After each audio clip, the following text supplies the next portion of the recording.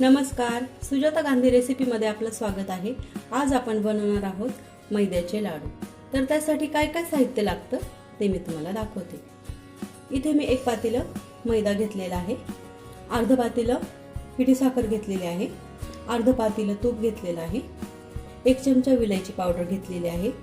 मैद्याचं प्रमाण या पातेल्याप्रमाणे घेतलेलं आहे। या सर्वांचं प्रमाण एकाच पातेल्याने घेतलेलं आहे। कढई आपण गरम करण्यासाठी ठेवलेली आहे।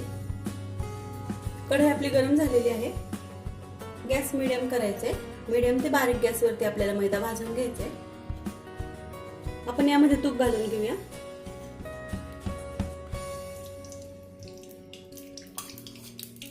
सगळं तूप नाही घालायचंय, अर्ध तूप घातलंय आपण इथे। लागेल तसं आपण थोडं थोडं घालूया। आता यामध्ये आपण एक पातेलं मैदा घेऊया। मैदा, पिठी साखर आणि तुपाचं प्रमाण आपण एकच पातेल्याने घेतलेलं आहे मैत्रिणींनो।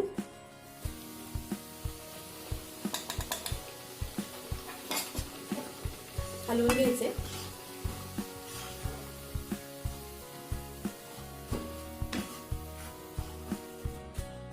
आता बारीक ते मीडियम गॅसवरती आपण मैदा भाजून घ्यायचा आहे।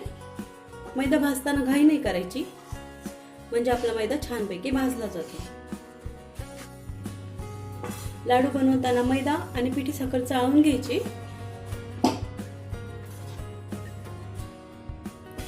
आता मैदा भाजताना आपल्याला 4-5 मिनिट झालेले आहेत। यामध्ये आपण अजून थोडंसं तूप घालून घेऊया।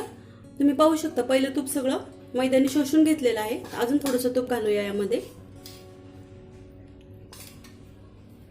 थोडं थोडं तूप घालायचे आणि यामध्ये अशा गाठी वगैरे झाल्या तर अशा फोडून घ्यायच्या, म्हणजे प्लेन लाडू होतात आपले छान। 8-10 मिनिटं झालेले। मी मीडियम ते बारीक गॅसवरती मैदा भाजून घेतलेला आहे आणि याचा छान सुगंध पण सुटलेला आहे। गॅस मी बंद केलाय आता आपण एक फुलपात्र घ्यायचंय आणि याच्यामध्ये गाठी वगैरे झाल्या असल्या तर अशा प्रेस करून घ्यायच्या। त्यामुळे आपल्याला प्लेन मैद्याचं पीठ मिळेल। रंग पण आपला छान गुलाबी आलेला आहे। कच्चेपणा कमी होतो बारीक गॅसवरती जर आपण मैदा भाजला तर, आणि लाडू खाण्यासाठी एकदम स्वादिष्ट बनतात। तर आपण यामधल्या सगळ्या गाठी फोडून घेतलेल्या आहेत। आपण याला एका भांड्यामध्ये काढून घेऊया। आपण एका भांड्यामध्ये भाजलेला मैदा काढून घेतलेला आहे। आता हा थंड होऊ द्यायचा आहे आपल्याला। आणि एवढं तूप लागलंय मला, थोडं बाकी ठेवलंय मी अर्ध्या पातेल्यामधलं, तर लागलं तर आपण यामध्ये घालायचे। तर याला थोडा वेळ थंड होऊ देऊया। आता आपलं मिश्रण थंड झालेलं आहे। आपण यामध्ये पिठी साखर घालूया। मिक्स करून घ्यायचे। तुम्ही तुमच्या आवडीनुसार पिठी साखर कमी जास्त घालू शकता।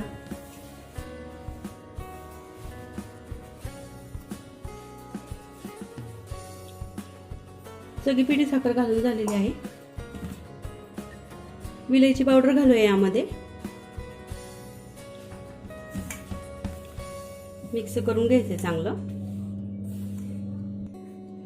आता यामध्ये आपण हे उरलेलं तूप होतं ना, ते लागेल तेवढंच घालायचंय।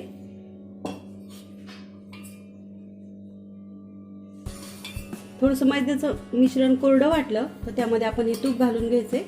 तूप नंतरून घालताना जास्त कडक नाही करायचं, थोडंसं विरघळून घ्यायचंय फक्त। आता आपण याचे लाडू बनवून घेऊया।